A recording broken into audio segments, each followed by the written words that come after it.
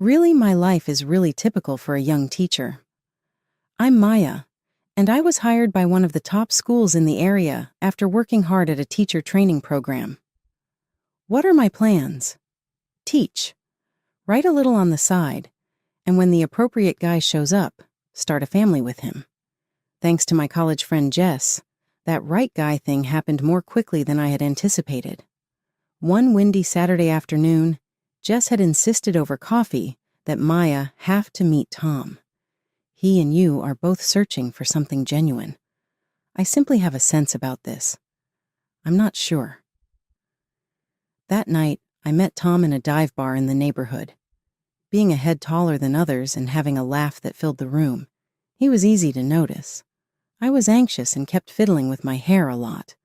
But when he smiled, all of my nervousness vanished. You must be Maya, hey. Jess hasn't stopped discussing you with anyone. Is there no pressure? As he pulled out a chair for me, Tom laughed. Yeah, no pressure at all, I said, as I settled in to chuckle, just making a single evening decision about my future. We clicked right away. Every time Tom talked about his day, it sounded like an adventure. Tom worked in finance, which was a bit dry for my taste. He detested sushi, enjoyed trekking, and had a weakness for corny films from the 1980s. We were moving into our own tiny house 2 years later. Simple outdoor ceremony attended by close friends and family made up the wedding. For us, it was ideal. Elaine, Tom's mother, appeared kind enough, constantly smiling politely and willing to lend a hand. I felt that we were off to a good start. Cohabitation was easy at first. Tom was encouraging, and we always had each other's backs. Then the pressure began, slowly at first, then constantly. When will you two be having a grandchild together, Maya? Every time Elaine paid a visit, she would casually bring up the topic of Tom being her only chance of winning. It sounded like a broken record, becoming worse every time. I made an effort to be calm and play it cool. Elaine, we're working on it. While slicing vegetables or setting the table, I would force a grin and explain, these things take time. Tom turned to me, and his countenance softened as we cleaned up after supper. Hey, I apologize for Mom. She's just too eager. Are we all right then? I told him, yeah, we're okay. But I wasn't sure how long we could resist the pressure before something inside of us broke. It was like walking on increasingly thin eggshells, always under pressure to start a family. Elaine kept reminding me, and every time she came, her tolerance seemed to erode like sandpaper on my already jaded nerves. Tom and I were spending a rare day off together on a bright Saturday morning. Elaine's automobile showed up in the middle of our relaxing breakfast. I knew we were in for another round of her grandkid campaign before she even entered the room. Morning, you two. I was just at Linda's grandchild's christening. Adorable little thing. So, any news on my future grandchild? Elaine breezed into the kitchen like a whirlwind of expectation. Tom choked on his coffee, coughing a polite, "Morning, Mom." I plastered a smile on my face, bracing myself. "Hi, Elaine. We're just enjoying our breakfast. Want some coffee?" I offered, trying to divert the conversation. No, I'm fine. Just here for a quick chat. Maya, you're not getting any younger, you know. It's all about timing. You need to be more proactive, maybe see a doctor or try those fertility treatments I was reading about," Elaine suggested, her voice a mix of concern and barely concealed urgency. I could feel the heat rising in my cheeks. "We are perfectly capable of handling it, Elaine, and we will see a doctor if we think it's necessary, not because we're on a deadline," I snapped, a little louder than intended. Tom's hand found mine under the table, a silent plea for calm. "Mom, really, it's our life. We'll take care of it. Let's not ruin a nice morning," he said, his tone firm yet respectful. Elaine sighed, a theatrical display of her frustration. "I'm just saying, I want to see my grandkids while I'm still able to enjoy them. Is that too much to ask?"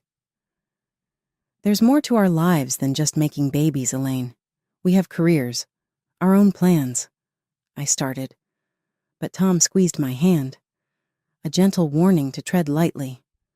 I know, but remember, family is everything, Elaine retorted, her words sharp as she grabbed her purse. I'll leave you to your plans then. Just think about what I said, okay? After she left, the tension lingered like a bad odor. Tom and I spent the rest of the morning in silence, each lost in our thoughts. It was clear Elaine's visits were becoming a battleground, and we were always on the defense. That evening, we decided to take a walk, needing to clear the air. She's my mom, and I love her, but I can't stand how she pushes us. It's like she's ticking boxes off some life checklist. Tom vented as we strolled through the park. I get it. She's excited, but it feels like she's more worried about being a grandma than our happiness or health, I replied, frustration simmering. It's like we're not real to her unless we produce a grandchild. We need to set some boundaries, Maya. Next time she starts up, we need to be clear. Firm, but clear. Tom said, his hand tightening around mine as we headed back home. The weight of our situation settled in my stomach like a stone. Setting boundaries with Elaine was going to be tough, but necessary. I wasn't just fighting for our peace. I was fighting for our future, whatever it might hold. Finally, after all the trials and tense dinners, our biggest wish came true. I was pregnant. Tom and I were over the moon, floating on a kind of happy haze that felt almost unreal. But with our good news came the revival of Elaine's overbearing enthusiasm, dialed up to a whole new level. We had just started fixing up what would be the baby's room, painting the walls a gentle, calming color, and assembling a crib that took more patience than I thought I had. It was during one of those DIY afternoons that Elaine showed up unannounced, as usual, wearing a bright pink t-shirt that screamed, "Future Grandmother," in bold, impossible-to-miss letters. Look at this. Isn't it cute?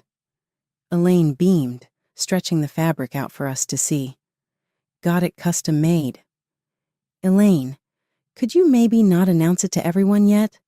We're still early in the process and, just trying to be cautious. I tried to sound as gentle as possible, hoping to temper her excitement without sparking an argument. Oh, honey, when you've got news this good, you shout it from the rooftops. Everyone's thrilled for us. Elaine's voice rose with each word, her excitement bubbling over like a pot left too long on the stove. The next few weeks were a blur of Elaine's constant check-ins. She was always calling or dropping by, armed with old wives' tales about pregnancy do's and don'ts, making sure I ate this and avoided that, fussing over my schedule and sleep. It was suffocating.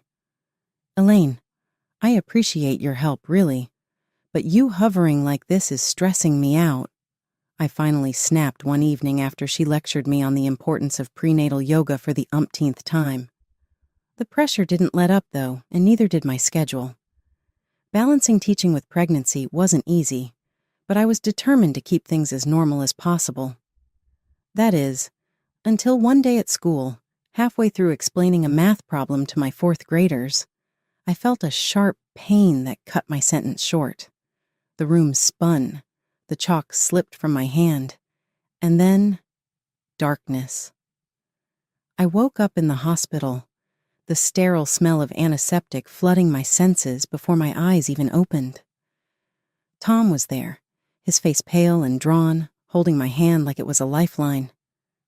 The doctors, they had to do surgery, he whispered, his voice cracking. It was serious, Maya. You almost didn't. We lost the baby. The words hit like a physical blow, knocking the wind out of me. Tears streamed down my face, uncontrollable, bitter. I was alive, but at what cost? The doctor came in, his face somber as he adjusted his glasses. Maya, I'm afraid the complications were severe. You won't be able to have children in the future. This was a very rare and unfortunate situation. The room felt colder. The walls seemed to close in. I lay there in the hospital bed, the weight of this new reality settling heavily on my chest.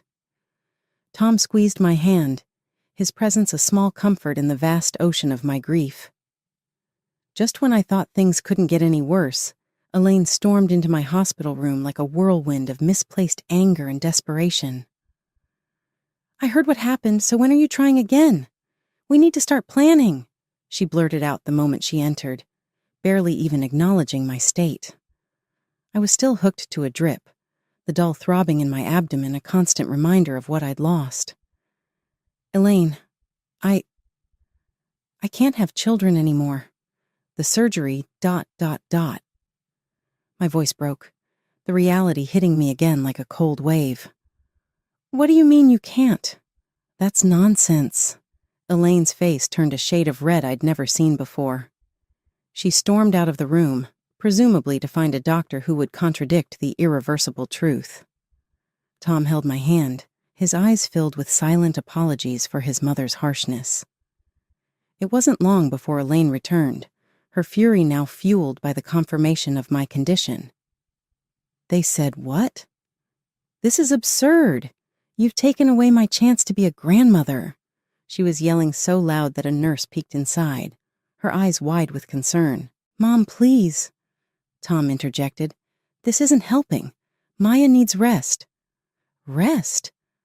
What she needs is to think about her family, about us. This is selfish." Elaine's words were like daggers, each one slicing through the little composure I had left. "I'm not choosing this, Elaine. Why can't you understand? I almost died," I said, my voice a mixture of pain and frustration. Elaine's eyes narrowed. "If you were more careful, this wouldn't have happened. You've always been too career-focused. Maybe that's why—" "Enough!" Tom's voice boomed across the room. "Mom, leave now. We'll talk when you're ready to be reasonable." But she wasn't done. Turning to me, her voice venomous, she hissed, "You're not worthy of my son. You can't give him what he needs. You're not a real woman." Her words stung, burning into my memory. I felt a tear slip down my cheek, the saltiness mingling with the bitterness of her judgment. Tom practically dragged her out, her protests still audible down the hallway. Recovery was slow. When I finally returned home, the emptiness was overwhelming. I attempted to go back to teaching, to find solace in the routine and the laughter of children, but each joyful shriek was a reminder of what I'd lost. Seeing a psychologist helped somewhat. "You need to grieve, Maya, not just for your child, but for the part of your life that is now behind you," Dr. Peterson told me in one of our sessions. Her words meant to heal, somehow also underscored the finality of my loss. One day, amidst a particularly difficult week, I made a decision. "I can't teach right now," I confessed to Tom over a quiet dinner. "I see them, and I see what I lost. I'm thinking of the library. It's peaceful, quiet." So I took a position at the local library, leaving the bustling corridors of the school for the muted aisles lined with literature and quiet patrons. It was a place where my heart could start to mend, away from the prying eyes and the heavy expectations. Even after the shift to the quiet life of the library, Elaine's shadow loomed over us, her persistence on the topic of grandchildren unyielding. Her approach became more invasive, her accusations more pointed as the days turned into months. It was my birthday, a day. I hoped the day would be filled with light-hearted moments and a break from the relentless pressure. As I was about to cut the cake, Elaine cornered me in the kitchen, her voice a hissing whisper. "When are you going to fix this?" "You need to give Tom children," she spat, her words stinging with venom. I froze, the knife in my hand trembling slightly. "Elaine, Tom and I have been thinking about adoption. It's a beautiful way to form a family," I replied, my voice steady despite the turmoil inside. "Adoption? Over my dead body!" Elaine exploded, her face contorted with disgust. I won't have you bring some stranger's child into our family. Who knows what kind of sick, twisted genes they have? No grandchild of mine will come from someone who couldn't even keep them." Her outburst echoed through the kitchen, and a hushed silence fell over the nearby living room. I felt the eyes of everyone on us, their presence a heavy blanket. "That's enough, Elaine," I snapped, the knife clattering to the countertop as I faced her squarely. "You don't get to decide how Tom and I build our family. This is our life, our choice." Elaine's eyes narrowed, and with a huff, she stormed out of the kitchen, slamming the door behind her with a force that made the windows rattle. The room remained silent, the joy of the day sucked out with her departure. The seed of discord Elaine planted grew rapidly. The whispers started subtly at first, a nudge here, a look there, suggesting I had been reckless during my pregnancy. The rumors morphed into malicious gossip that I had been drinking and behaving indecently, which supposedly led to my miscarriage. Fury built up in me like a storm. One evening, after overhearing a particularly nasty version of the rumor from a so-called friend, I confronted Elaine over the phone. "Elaine, this has to stop now. Spreading lies about me is not only hurtful, it's slander, and I won't tolerate it anymore. If I hear one more rumor, I'm going to the police and I will sue you for libel," I threatened, my voice cold and hard. There was a pause on the other end of the line, a moment of silence that felt like the calm before a storm. Finally, she spoke, her voice low and devoid of its usual fire. "You wouldn't dare." "Try me, Elaine. I'm done playing nice." After that call, the rumors stopped as suddenly as they had started, but the damage was done. The relationship was strained, and family gatherings were now marked by a chilly formality that even the warmest smiles couldn't thaw. Life seemed to have returned to normal, but everything had changed. Thanks to some perverted sense of humor, one morning, I found the first of many electronic postcards in my inbox. The image showed a smiling family, two parents with children playing around them, the picture of happiness. Below it, in cruel, stark letters, was written, "You will never be a mother." My heart sank, and a shiver ran down my spine. Who would send something so hateful? As if that wasn't enough, the physical manifestations of this hatred soon followed. One afternoon, upon returning from work, I found a box on our porch. Inside, grotesquely smeared with ketchup, were dolls. Attached was a note that twisted the knife deeper. "This is your fault. You are to blame for losing your child." I was horrified. Each new message, each package, felt like a blow to my already fragile state. Tears were my constant companions as I tried to grapple with the cruelty of these attacks. "Tom, look at this," I said one evening, handing him another vile package, my hands shaking, my voice barely a whisper. "It's too much. I can't take it anymore." Tom was quick to act. "The neighbor, Mr. Jennings, he's got cameras all over his place. Maybe he caught something on video." We approached Mr. Jennings the next day, who was more than willing to help. He played back the recordings, and there, in clear, undeniable footage, was Elaine. The sight of her stealthily placing those ghastly parcels at our door was both a relief and a fresh hell. "Can't believe Mom would go this far," Tom muttered, disgust written all over his face. Armed with the evidence, we confronted Elaine at her house. The video was paused on the screen, her image frozen in the act of hatred. "Look at this, Mom. How could you?" Tom's voice was icy, his usual warmth gone. He pushed the laptop towards her, the betrayal in his voice echoing around the room. Elaine glanced at the screen, her expression unreadable for a moment. Then, without a hint of remorse, she shrugged. "She's spoiled goods, Tom, an inferior woman who can't carry on the family line. I did what I had to do for you, for the family's sake." Tom stepped in front of me, his posture protective. "If you can't accept Maya, then you can't be a part of our lives. This is your last chance, Mom. Apologize, or we're done." Elaine's face hardened, her eyes cold. "I'm only doing this for you, Tom. She's taking you away from what you deserve." The ride home was silent, each of us lost in our thoughts. I was reeling, the weight of Elaine's betrayal heavy on my shoulders. Tom was seething, the ties with his mother stretched to their breaking point. Tom had been unusually quiet lately, his usual cheer dimmed by the strange silence between him and his mother. It was clear he missed her despite everything. So when the Christmas invitation from Elaine came, I agreed for his sake, hoping against hope for some sort of reconciliation. We arrived to a house bustling with relatives and friends, the air thick with the scent of pine and mulled wine. Elaine greeted us with a tight smile, her eyes darting nervously. I took a deep breath, clinging to Tom's arm as we mingled among the guests. The evening progressed smoothly at first, laughter and chatter filling the room.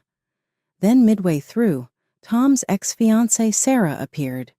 The room tensed as Elaine ushered her in. "As you all know, Maya here can't have children, so I think it's time Tom reconsidered his options. Sarah is more than willing to take her place and give me the grandchildren I deserve," Elaine announced, her voice ringing clear and cruel. The silence that followed was suffocating. I stood frozen, my heart pounding in my ears. Tom's voice, low and furious, broke the silence. "Mom, what are you talking about? I didn't agree to any of this." I couldn't hold it in any longer. "How could you?" My eyes scanned the crowd, landing on each face as I continued. "Elaine has been tormenting me, sending me hateful messages, leaving disturbing packages at our door." I pulled out my phone, showing the video from Mr. Jennings's camera. The footage played, revealing Elaine's vile actions for all to see. Murmurs of shock and disgust rippled through the room. Sarah, looking equally horrified, stepped forward. "I had no idea about any of this. Elaine just invited me here under the guise of catching up. I'm actually engaged to someone else, and I'm not looking to disrupt that." She turned to me, her expression apologetic. "Maya, I'm so sorry. I had no part in this plan. I never wanted children, which is why Tom and I split." The room was now a cauldron of whispers and stunned faces. Elaine's friends and relatives slowly started to leave, their expressions ranging from embarrassed to outraged. It was clear where their sympathies lay. Elaine, now pale and flustered, tried to salvage her dignity. "But I was just trying to ensure my son had a proper family." Tom's voice was cold, final. "By destroying the family you already had? I don't consider you my mother anymore. We're done, Elaine." Months had passed since that disastrous Christmas, and life had started to settle into a new, peaceful rhythm. Tom and I had been busy with the adoption process, our hearts and minds focused on the child who would soon become part of our family. It was a time of hope and healing. But it wasn't long before Elaine tried to wedge herself back into our lives. One brisk morning, a knock at the door disrupted the quiet. I opened it to find Elaine standing there, eyes red, a picture of contrition. "Maya, I've been doing a lot of thinking. I know I've made some terrible mistakes. Can we talk?" Her voice trembled, and for a moment I saw the vulnerability of a woman who realized she had gone too far. "I'm listening," I said guardedly, leaving the door ajar as a reminder that she was not welcome to step inside. "I've been so foolish, so driven by my own desires that I lost sight of what's important. I've hurt you and Tom deeply, and I'm sorry. Truly I am. Can we start over, please? Elaine, after everything that's happened, it's not that simple. Tom and I are moving forward with adopting a child. That's our focus now," I said, the firmness in my voice reflecting the resolve in my heart. The mention of adoption triggered something in her face contorting as the old prejudices bubbled to the surface. "You can't seriously be considering bringing someone else's child into this family. It's wrong." That's exactly what we are doing, Elaine, and it's not your decision. It's ours, I shot back, my patience fraying. This is madness, Maya. You're making a mistake. A real family. No, Elaine, we're done here.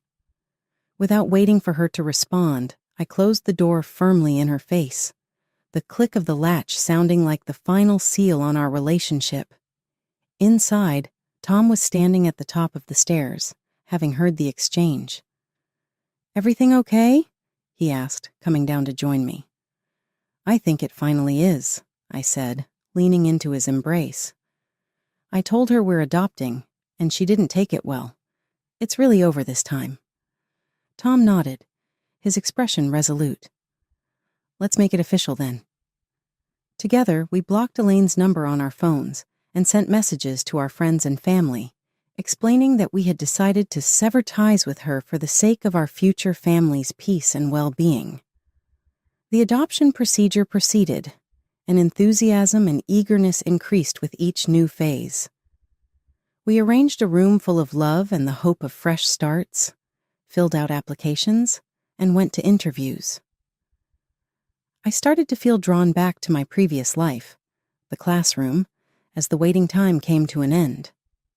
I went back to teaching, and the pleasure of working with the kids lit a spark inside of me that had gone out during those difficult days. I became aware of how much I had changed, and how resilient I had become as I stood in front of my class. The lovely sound of the children laughing filled the void left by dashed hopes as it reverberated through the corridors. It served as a reminder that although some doors close, others open, and that beyond this new one lay a future full of hope and happiness, from a child who would one day name us Mom and Dad.